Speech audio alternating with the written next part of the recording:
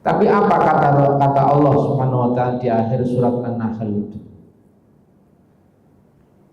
Yaitu di ayat 126-nya atau 128-nya langsung, wasbir. Kata Allah, sabarlah. Wa ma sabruka illa billah. Dan tidaklah kesabaranmu itu kecuali dengan mengandalkan pertolongan Allah Subhanahu wa taala. Terus di samping sabarlah, wala tahzan alaihim, kamu jangan sedih atas perilaku mereka. Wala taku fi dhaikin mimma yamkurun, dan kamu tidak usah sempit hati, ojo cilik hati menghadapi berbagai macam tipu daya orang-orang yang enggak suka kepadamu. Kenapa? Innallaha ma'al ladzina taqaw wal ladzina hum muhsinun. Sesungguhnya Allah itu membersamai orang-orang yang bertakwa dan membersamai orang-orang yang terus berbuat kebaikan. Artinya apa? Selama orang itu mau sabar,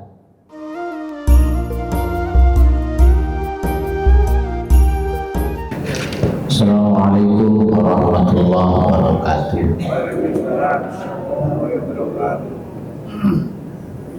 Bismillahirrahmanirrahim. Ya hadratin Nabi sallallahu alaihi wasallam. Al-Fatihah.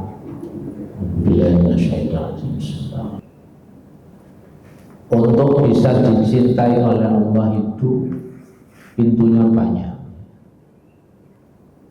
Jadi pintu untuk bisa daftar digolongkan orang yang dicintai Allah itu pintunya banyak. Lah kita ini kalau kita ini daftar lewat pintu orang-orang soleh dengan berlomba dengan kebaikan kok gak iso.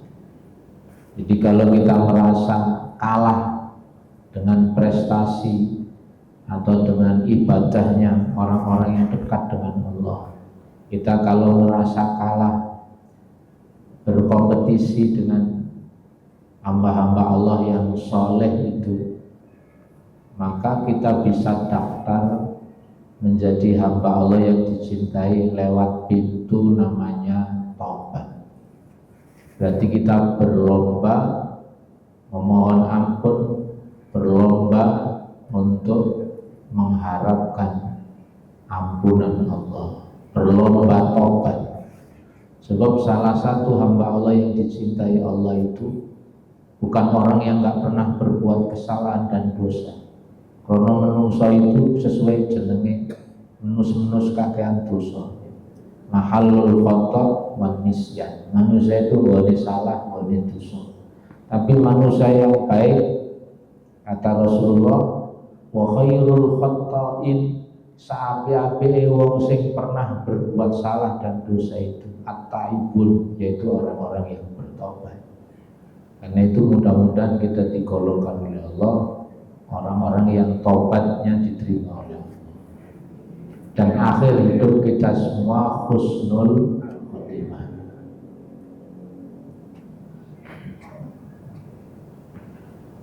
Terus terkait dengan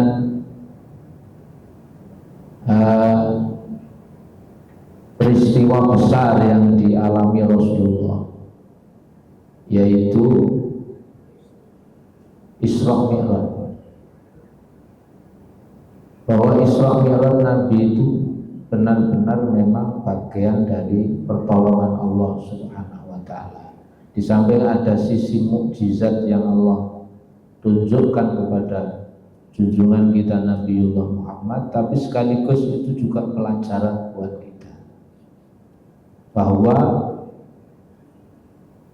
orang itu kalau punya masalah besar, di orang itu punya masalah besar, jangan pernah berkecil hati. Kenapa? Karena kita punya Allah yang maha besar. Jadi kalau kita punya masalah besar itu jangan berkecil hati. Terus ungkapannya jangan begini, Robbi indi mas'alatun kabiroh. Jangan bilang begitu, ya Allah saya punya masalah besar. Tapi katakan, ya Allah, ya Robbi indi mas'alatun wa anta ilahun wa anta Allahu akbar. Ya Allah saya punya masalah, tapi engkau maha besar. Jadi ungkapan seperti itu supaya apa? Masalah kita itu sebenarnya nggak akan menjadi besar kalau kita percaya kepada kebesaran Allah SWT. Jadi jangan mendramatisir, ya Allah saya punya masalah besar, berarti sampai menganggap kecil Allah. Tapi ya Allah saya punya masalah, tapi engkau maha besar. Dan memang semua orang itu punya masalah. Halo, semua orang punya masalah. Iki sing lungguh kene kabeh wong bermasalah kabeh. Ya to, menjene. Kita masuk sing ngomong ini. Ini orang-orang yang bermasalah semua. Karena tidak ada orang yang tidak punya masalah. Pernah saya katakan, wong sing gak duwe masalah wong loro to, arek cilik ambek wong gendeng. Sampeyan wis gak iso dadi cilik meneh, nek kepengin gak duwe masalah.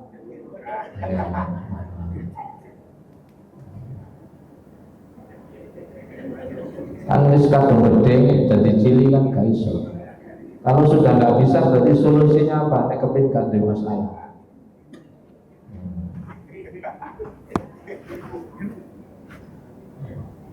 Lah begini, di surat Al-Isra ayat 1 itu kan cerita Isra Mi'raj.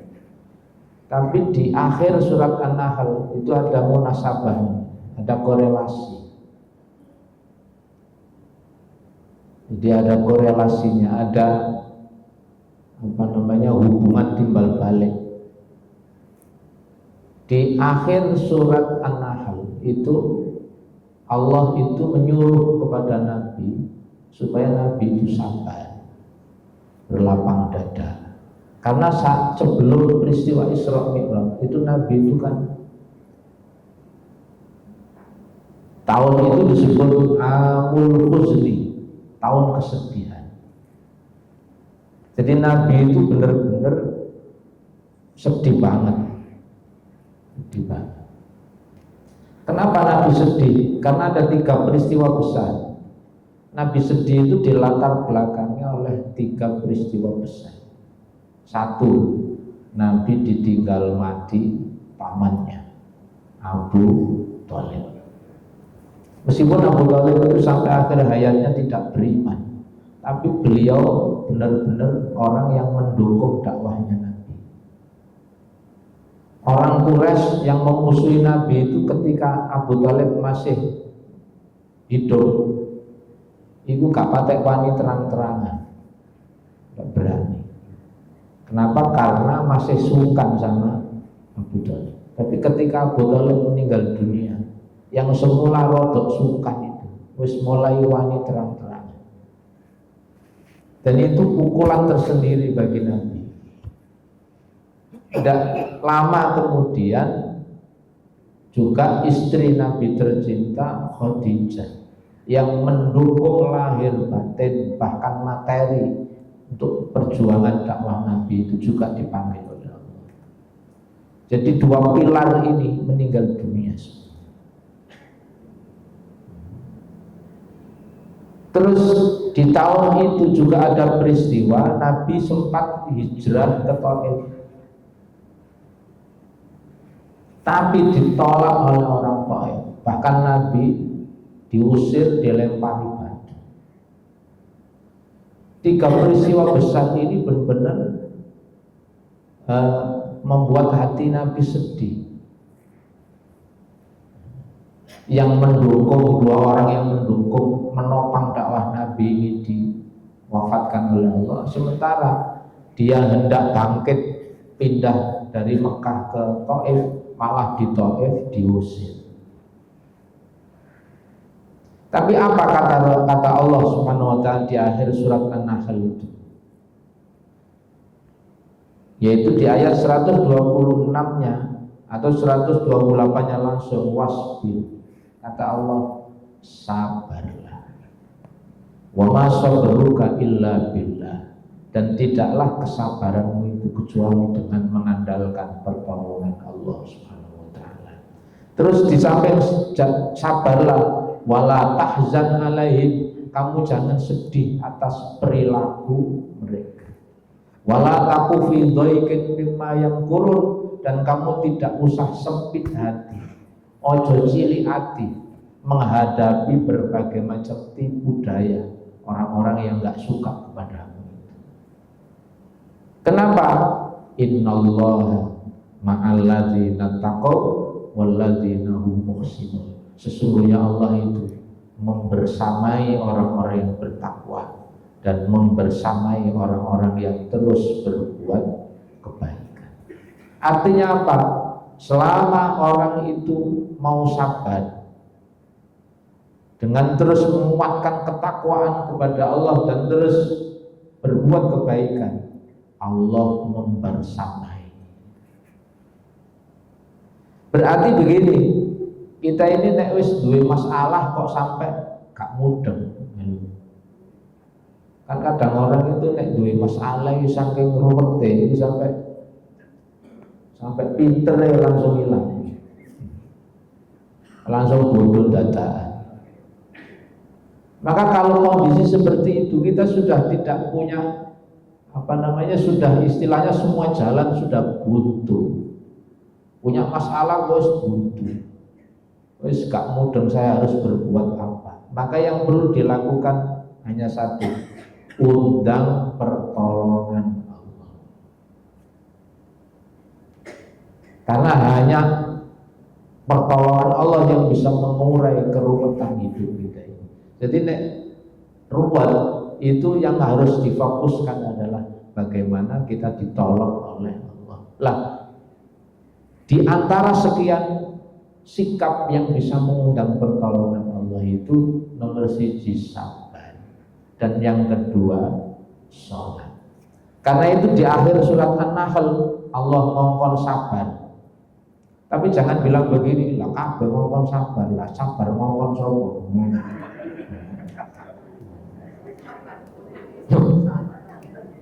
Ayo kabeh kok ngongkon sabar. Nah terus sabar ngongkon sapa. Jadi di akhir surat An-Nahl Allah menyuruh sabar, karena satu yang bisa mengundang pertolongan Allah itu sabar. Terus dilanjut surat Al-Isra, kan setelah An-Nahl itu Al-Isra. Ternyata di surat Al-Isra Allah Subhanalladzi asra. Di surat Al-Isra 1 ada peristiwa apa? Di surat Al-Isra 1 Nabi di Isra Mi'rajkan, Nabi diisukankan Allah, dan hadiah terbesar yang Allah berikan kepada Nabi saat Isra Mi'raj itu salat. Berarti dua surat ini digabung jadi satu. Nek awakmu dalam kondisi terpuruk apapun, ruwet uripmu, sabar nomor 10, sempurnakan salat, nanti ditolong oleh Allah Subhanahu wa taala. Karena itu di surat Al-Baqarah 45, wasta'inu bis-sabri was-shalah wa innaha lakabiratun illa 'alal khashiyin. Minta tolonglah kalian kepada Allah dengan sabar dan sholat, meskipun sholat itu kata Allah tidak ringan alias berat kecuali orang-orang yang khusyuk. Tapi dua ini modal. Wong urip rumah kok dipikir tambah ruwet saja.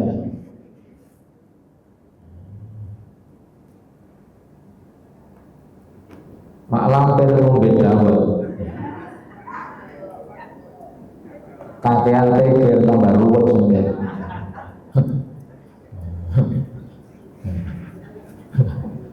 Oh, gue masalah dipikir.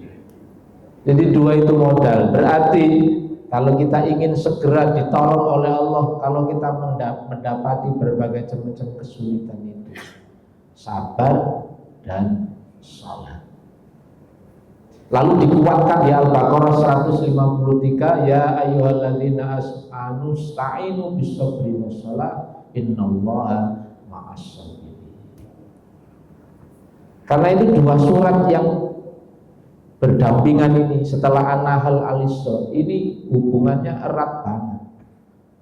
Karena di An-Nahl itu berarti Nabi dikongkon mengundang pertolongan Allah lewat sabar. Terus di awal Al-Isra Allah memberi hadiah namanya sholat. Kalau dua ini dilakukan, maka ibarat burung itu sayapnya komplit.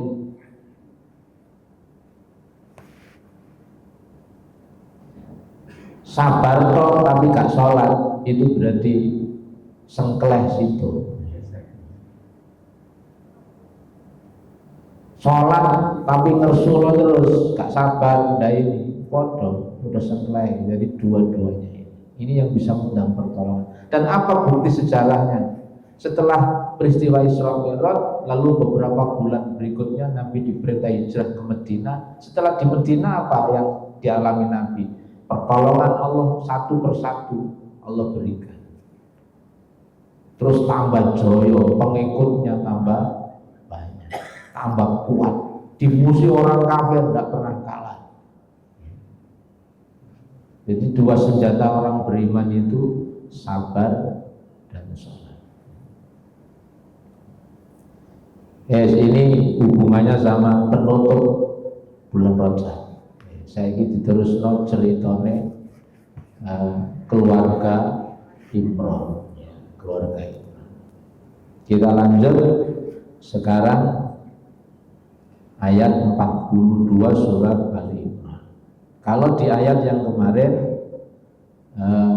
Allah memberi anugerah kepada Nabi Zakaria, yaitu dikaruniai anak yang nanti anak itu diberi nama Yahya,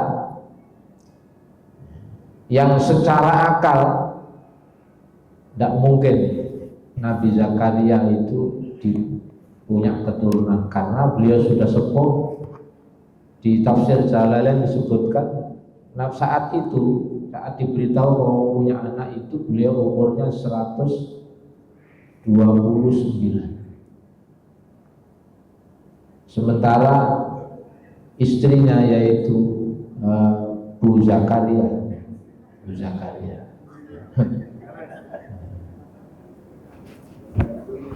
itu 98. Itu nek 98 wong saiki ya. Speyok kabeh. Tapi ternyata Allah kasih karunia kepada beliau keturunan. Dan yang luar biasa apa? Berita ketika beliau tidak diberi keturunan itu saat sholat. Di ayat sebelumnya itu disebutkan bahwa ketika Nabi Zakaria itu di mihrab, wanadatul malaikatu wa huwa qaimun yusalli fil mihrab. Jadi berita gembira ketika Nabi Zakaria tidak dikasih anak itu ketika beliau sholat di mihrab. Ini lagi-lagi sholat itu modal utama untuk bisa mendapatkan pertolongan.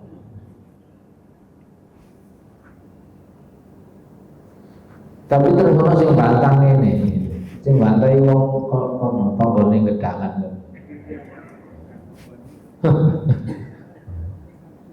Tapi ngeten lha kula duwe tangga salat tapi wonge rembak melarat terus ya apa. Begini, salat itu orang yang menjaga salat itu tidak mesti terus nek salate istiqomah terus duwite akeh, gak mesti ngono lho. Malah terus dikuatkan ini, saya itu malah duit toko, gak tahu sholat, tapi duitnya akeh. Kalau ada orang yang bertanya begitu tak jawab, aku yang duit toko, gak tahu sholat, melarat remuk akeh. Begini, sholat itu duduk golek duit. Halo. Sholat itu mengundang pertolongan Allah. Sholat yang dijalankan dengan sungguh-sungguh nanti nek sampean duwe masalah sing kaya apa nanti ditolong sama Allah. Lah Allah nolong iki gak mesti dikai duit. Halo. Sebab ana wong iki nek dikai duit terus blakraan. Akhirnya gak dikai duit, tapi dikai dalam bentuk yang lain. Kan Allah memberi itu kan disesuaikan keadaan. Delok potongane. Iki nek potongane dikai duit mari terus iki nek kan ana wong itu nek dikai duit terus dadi anggota PLO. Papa lali oma.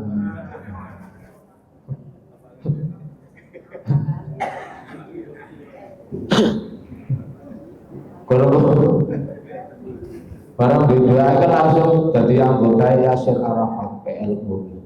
Papa lali oma. Wis ngono terus jalur super.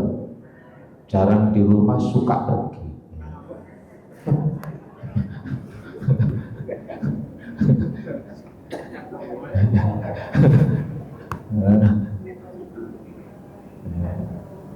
Jadi nah, akhirnya Allah kalau nolong tidak selalu harus diberi ini, tapi hidupnya diberi keberkahan. Bisa saja tidak diberi uang sama Allah, bisa saja tidak digelontor materi, tapi anaknya berprestasi, anaknya soleh, terus oleh mantu tepat bisa.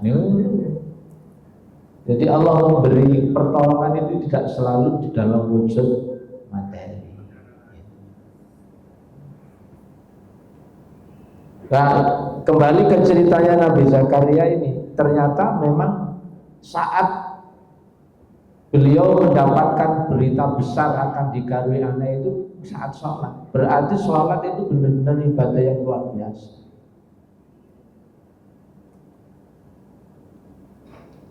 Nah, berikutnya sekarang ganti peristiwa yang lebih besar lagi, bahwa kalau Nabi Zakaria dan istrinya itu seakan-akan mustahil punya anak karena dua-duanya sudah sepuh dan istrinya juga divonis akhir-akhir itu mandul. Tapi ternyata dengan kuasa Allah, Allah memberi karunia kepada Nabi Zakaria anak, dan kemudian anak itu diberi nama Yahya. Tapi sih tetap masuk akal. Kenapa? Karena ono lanang wedok.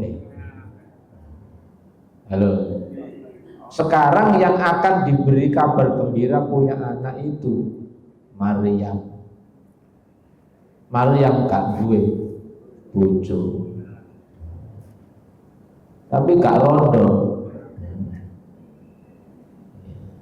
Wa idzu qalat, dan ingatlah ketika berkata al malaikatu malaikat, ya Maryam, wahai Maryam, innallaha astafaki, sesungguhnya Allah memilihmu, wa tahharaki, dan mensucikanmu, wastafaki, dan memilihmu, ala nisa'il alamin, di atas para wanita di alam semesta. Dalam salah satu hadis Nabi, wanita terbaik,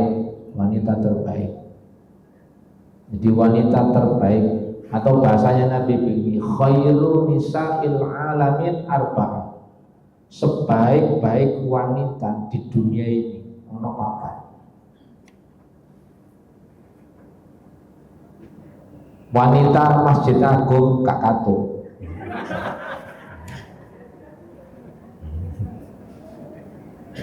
Jadi khairun nisa'il alamin arba'ah, sebaik-baik wanita di alam semesta ini ada 4, kata Rasulullah. Satu siapa?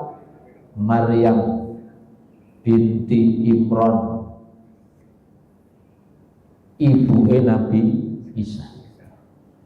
Nomor 1 Maryam.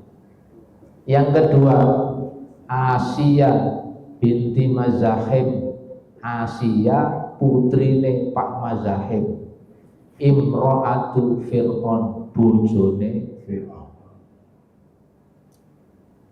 Yang ketiga wa Khadijah binti Khuwailid radhiyallahu anha al-kubra, Khadijah putrine Pak Khuwailid, garwane Kanjeng Nabi Muhammad sallallahu alaihi wasallam. Yang keempat Fatimah Az-Zahra binti Muhammadin sallallahu alaihi wasallam, bojone sapa? Bojone Sayyidina Ali. 4 itu.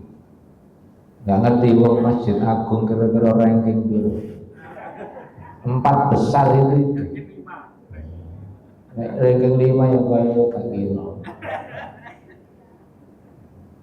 Jadi 4 itu kata Rasulullah.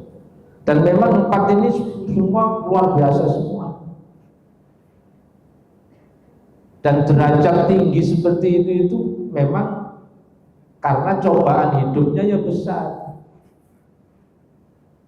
Orang kok pengen diangkat derajatnya oleh Allah, tapi gak gelem diuji. Itu sakarepe dhewe jenenge. Derajat yang tinggi itu sebanding dengan ujian hidupnya. Kenapa Maryam nomor 1? Karena cobaannya lebih besar dibanding yang lain. Coba, iku nek Maryam sidoarjo iso bunuh diri. Beliau itu loh nggak punya suami, nggak pernah disentuh siapapun, dan beliau itu hidup sampai beliau itu akhirnya hamil itu nggak pernah berinteraksi dengan orang laki-laki kecuali Abu Zakaria, yaitu Nabi Zakaria dan ayah kandungnya sendiri. Pak Dene sampai bapak itu nggak tahu tubuh bakul, nggak tahu. Wong Maryam itu makanan dan beberapa buah-buahan itu teko dhewe sing nggawa malaikat. Ternyata nggak pernah berinteraksi, nggak pernah disentuh siapapun orang laki-laki, dadakno hamil. Itu mesti viral.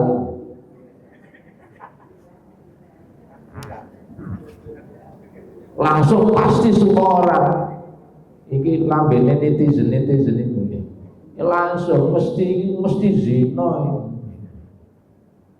Dan itu di telinga Maryam itu perkara yang menyakitkan hati. Beliau nggak pernah berbuat apa-apa, tapi nggak bisa membantah. Wong buktine memang hamil.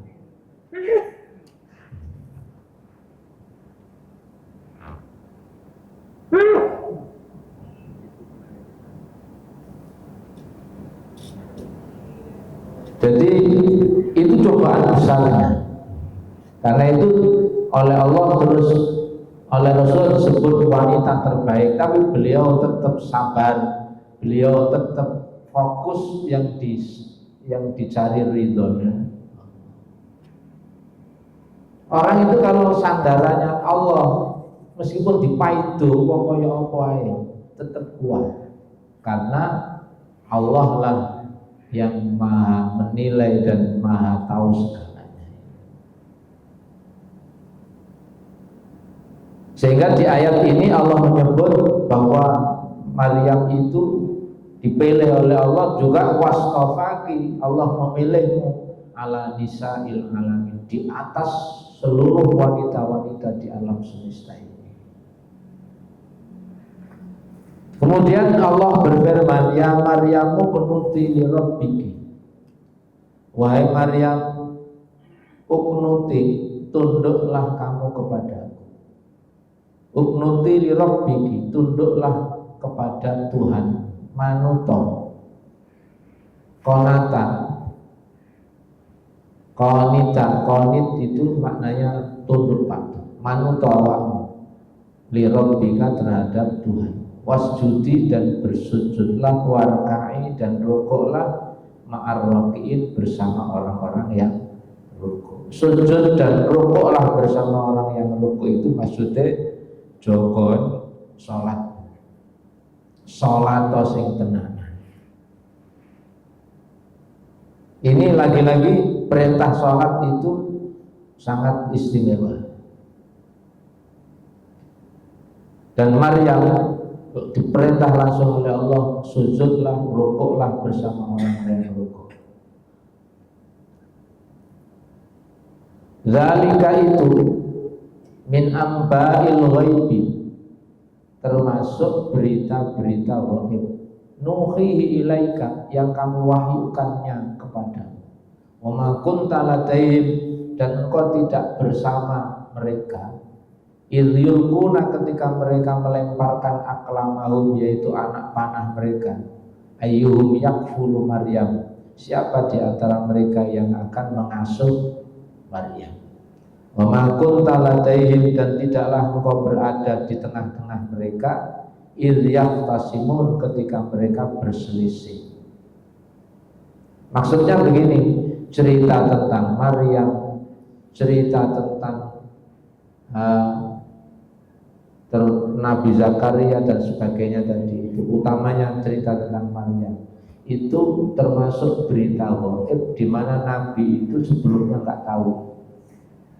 Karena Nabi juga ketika Maryam masih bayi terus diperebutkan orang untuk menjadi orang tua asuhnya, sampai akhirnya terus didaftar semua, terus diundi, terus yang keluar namanya ternyata Zakaria, Pak D-nya sendiri. Akhirnya diasuh oleh Nabi Zakaria. Saat mereka saling berlomba ingin mengasuh Maryam itu, kamu juga tidak sedang bersama mereka.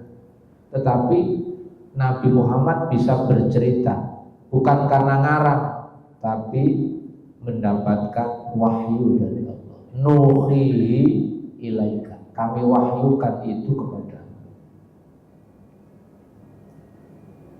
Berarti berita yang benar itu tidak mesti sing cerita itu ngalami. Halo. Jadi cerita yang benar itu tidak mesti bahwa yang bercerita itu ngalami. Tapi yang bercerita ini enggak bohong. Karena informasinya itu valid dan dia enggak berbohong. Itu cukup dijadikan dasar sebagai pegangan. Jadi enggak harus ngalami dewe.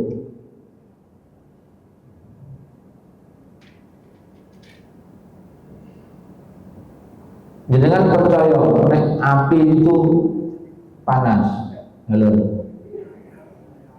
Utang ngeten mawon, nek tak tempeli loro sampean percaya mawon. Nek gak percaya ini. Jadi percaya itu tidak harus ngalami sendiri, tapi cukup bahwa peristiwa itu benar dan yang membawa berita itu memang jujur, itu sudah cukup jadi pedoman.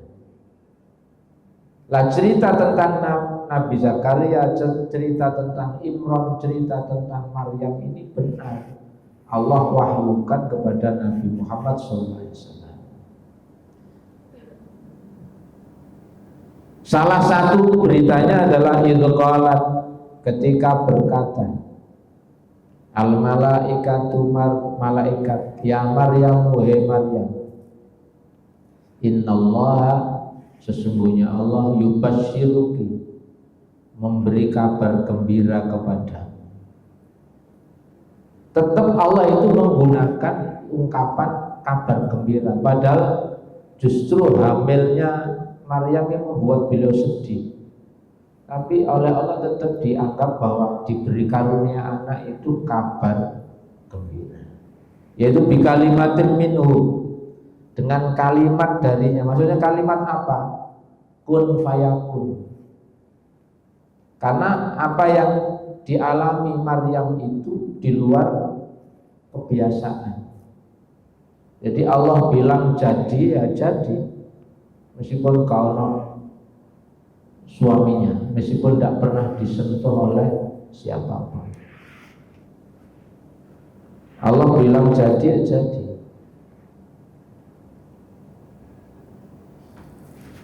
Ismul Masihu Isa bin Maryam. Nanti anakmu itu namanya Al-Masih Isa putra Maryam.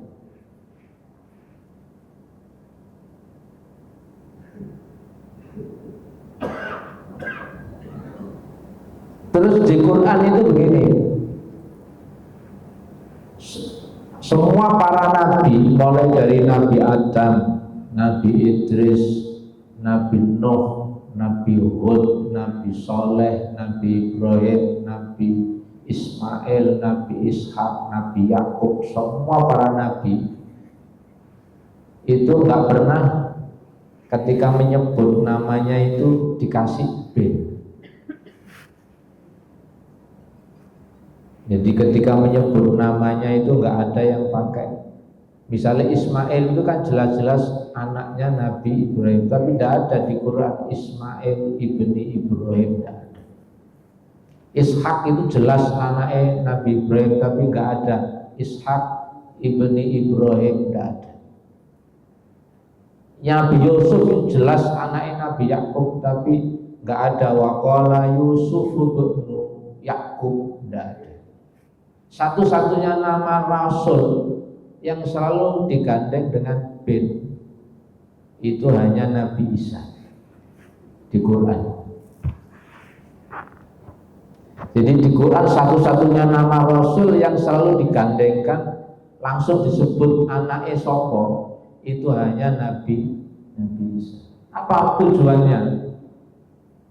Punya tujuan supaya setiap kali menyebut nama Isa itu langsung ditunjukkan oleh Allah bahwa Isa itu anaknya Maryam, itu anaknya Allah. Tujuannya ngomong.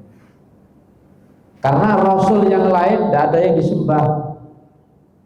Karena Rasul yang lain tidak ada disembah. Yang disembah sampai umatnya itu Nabi Isa. Maka Allah tunjukkan setiap mengungkapkan cerita Nabi Isa di Quran selalu disertakan putranya Maryam. Jadi supaya orang itu menyadari bahwa Isa itu anaknya Maryam. Bu Maryam anaknya Pak Imron. Kenapa kok binnya bukan ke ayah? Kalau ayahnya dibinnya ke Maryam. Lah Nabi Isa itu wajihan. Wajihan itu diambil dari kata wajhun. Apa wajhun itu? Wajah. Maksudnya wajah itu bahasa lainnya wajah apa? Muka. Kalau wajihan berarti terkemuka.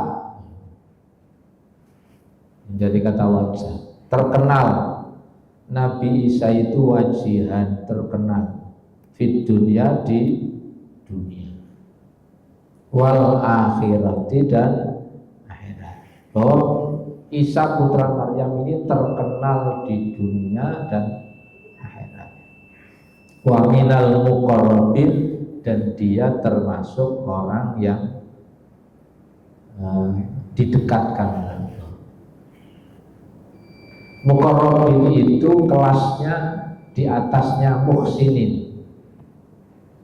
Jadi tingkatannya begini, tingkatannya itu muslimin, muslim, terus munggah dari muslimin itu mukminin, orang yang beriman.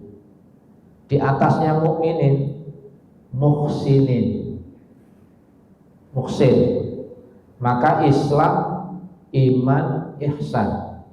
Terus apinya itu pol dukure muqarrabin. Muqarrabin itu berarti kekasihnya Allah. orang yang benar-benar dekat dengan Allah. Jadi muqarrab itu kelasnya sudah ini. Kalau dalam apa namanya ini itu istilahnya itu orang ring 1, orang dalam, ordal, al-muqarrabin. Lah Nabi Isa itu disebut juga waminal muqarrabin. Kalau dari kalangan para malaikat yang masuk kategori muqarrabin itu ya yang terkenal ada Jibril, Mikail, Israel, Israfil dan sebagainya, itu yang populer kita dengar. Terus Nabi Isa juga wayukallimun nasa, dan dia berbicara kepada manusia fil mahdi, dalam gendongan, wakahla, dan saat nanti dewasa, wa minas sholihin, dan dia termasuk golongan orang-orang yang soleh.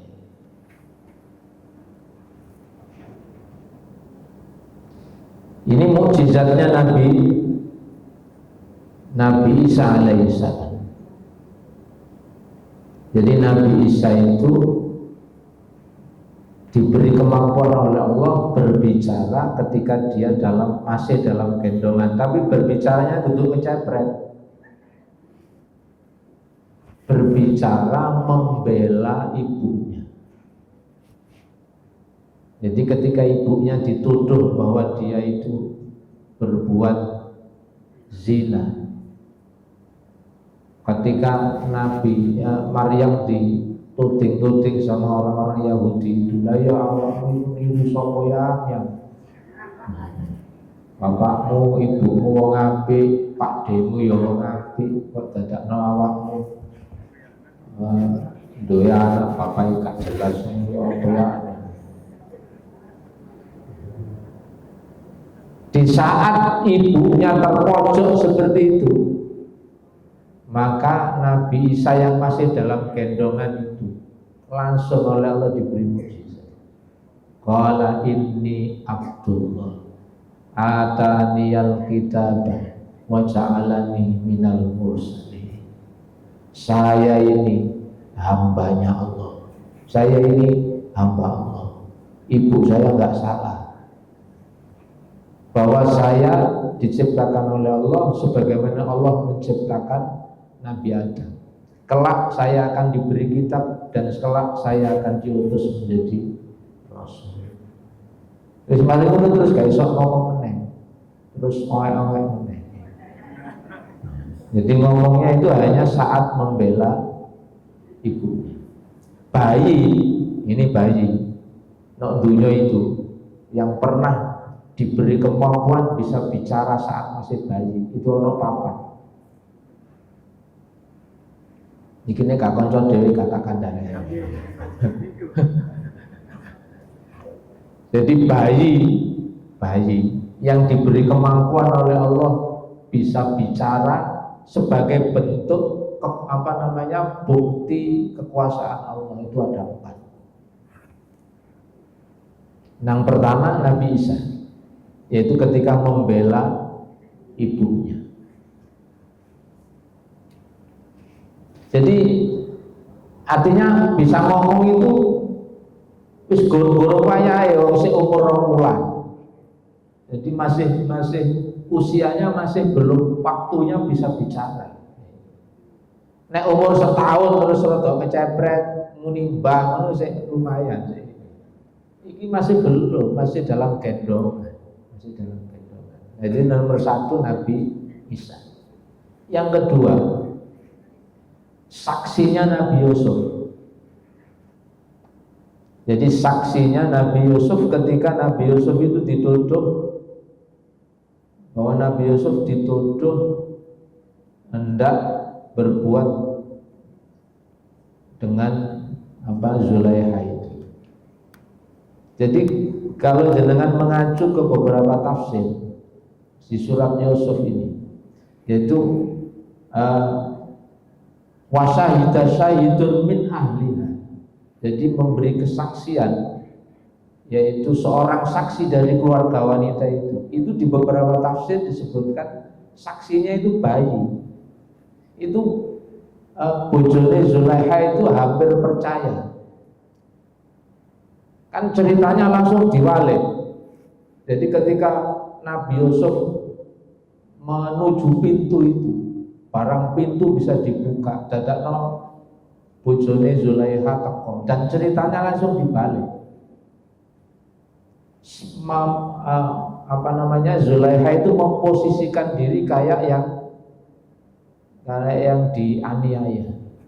Langsung bayi itu ngomongnya apa? Ngeten, sampai delok bajune Nabi Yusuf, ingkana komisuhu kudda min qubulin fasadaqat wa huwa minal kadhibin. Nek bajune Yusuf itu sing robek depan, berarti bojone sampai bener dan dia Yusuf berbohong. Tapi wa ingkana komisuhu kudda min duburin fakadzabat wa minas shadiqin. Tapi nek gamisnya itu koyak belakang, berarti bojone sampai sing bojo Nabi Yusuf yang benar. Itu saya ngomong bayi, karena waktu itu tidak ada siapa-siapa. Ketika Kitfir mau percaya itu, bayi ini ngomong langsung didelok, dan ternyata betul yang koyak itu baju belakangnya Nabi Yusuf. Berarti Yusuf katene melayu di batet kok ngono. Itu bayi yang ketiga yang juga diberi kemampuan oleh Allah untuk bisa berbicara itu bayi Siti Masito. Ketika dia dan keluarganya mau dihukum oleh Fir'aun, digodok, sebenarnya Masitohnya nggak masalah, karena sudah siap kalau harus dihukum mati sama Fir'aun. Dia sudah siap demi mempertahankan imannya. Masalahnya dia gendong bayi, sehingga mentolo itu bayinya itu. Maka saat Masitoh gamang untuk menjalani siksaan itu, bayi ini ngomong, kira-kira terjemah ini bu, sampai gak usah wedi. Ini hanya kelihatan siksaan, tapi engkau termasuk orang yang dimuliakan Allah, engkau ahli surga. Monggo, sampai gak usah wedi. Nah, ketika bayinya itu ngomong begitu, langsung gamangnya itu hilang. Bahwa sampai itu orang benar, bahwa membela Nabi Musa, percaya tidak ada Tuhan selain Allah, Fir'aun bukan Tuhan, itu wis benar. Meskipun sampai harus mati, tapi jenengan digolongkan ahli surga, matinya mati syahid. Akhirnya beliau dan bayinya langsung matang digodok Fir'aun, tapi beliau mati syahid. Dan yang keempat itu bayi yang menjadi saksinya Juret. Teman ngerti ceritanya Juret? Juret itu termasuk ahli ibadahnya Bani Israel. Ceritanya sak dulunge Nabi Muhammad. Jadi ada kemungkinan dia itu umatnya Nabi Isa, ahli ibadah sing nom, tapi kebablasan ibadah terus sampai gak ngereken ibunya. Di beberapa hadis-hadis yang saya diceritakan, ibunya gelo karena beliau ketika sholat sunnah itu ibunya pingin kepedot tapi gak direken. Padahal sholat sunnah, kalau sholat wajib masih bisa dibenarkan, tapi kalau sholat sunnah ibunya membutuhkan, itu secara syariat itu dikongkon, paling enggak dibatalkan boleh atau disegerakan, lalu segera ngestokno dawuhe ibu. Tapi krono wis bolak-balik di ini zuretnya itu enggak ini sampai ibunya itu kecewa. Lalu madul ke Allah. Dongo supaya juret ini istilahnya dipermalukan. Akhirnya betul dungone ibuke itu mustajabah. Tibae ana wong wedok nakal jatuh cinta sama juret, tapi juretnya nggak tertarik. Ini jenenge bertepuk sebelah tangan. Nah ini wong wedok ini nggak terima. Wong biasanya itu dia yang selalu dikejar-kejar. Dadekno seneng nang juretnya gak tertarik. Loro hati, akhirnya berbuat zina. Setelah zina, barang hamil ditakoni wong, lho kok awakmu hamil gak duwe bojo? Ngomong, sing hamili saya itu juret. Akhirnya orang kampung marah. Tempat ibadahnya juret itu dikeperui, dibakar. Tapi juret tidak bisa berbuat apa-apa. Wajahnya wong wedok ngaku begitu. Tapi terus setelah perempuan itu melahirkan, juretnya minta kepada orang-orang ini bahwa saya benar-benar tidak berbuat seperti yang dituduhkan. Maka tolong bayinya itu dibawa ke sini. Beliau sholat minta petunjuk kepada Allah, lalu ternyata bayi itu cerita bahwa awakmu ojo ngisrohi bayi. Aku gak lapo-lapo, iki jenenge gak melok mangan nongkoe tapi kena ulu teh awak. Awakmu aja ngesru. Hati-hati kok. Ternyata terus bayinya itu ngomong, "Awak bapakmu sapa jenenge?" Terus dia cerita bahwa bapak saya itu penggembala. Bahwa engkau tidak bersalah. Langsung semua orang minta maaf sama juret.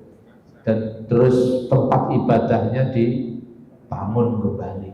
Tapi itu jadi pelajaran bahwa orang sekelas juret yang ahli ibadah, nek nang wong tua terutama ibunya itu mengecewakan, mesti dunyone juga ada masalah. Karena ridho Allah itu ada pada ridhonya orang tua, terutama ibu. Makanya harus menjadi orang yang berbakti kepada ibu. Ibu itu luar biasa. Ini aku yatim piatu. Yang masih ditunggoni ibu jangan sia-siakan. Minta doa ibu karena dungone itu mustajabah. Ngeluhi wali. Doa ibumu dikabulkan Tuhan. Ngono kan cari sapa?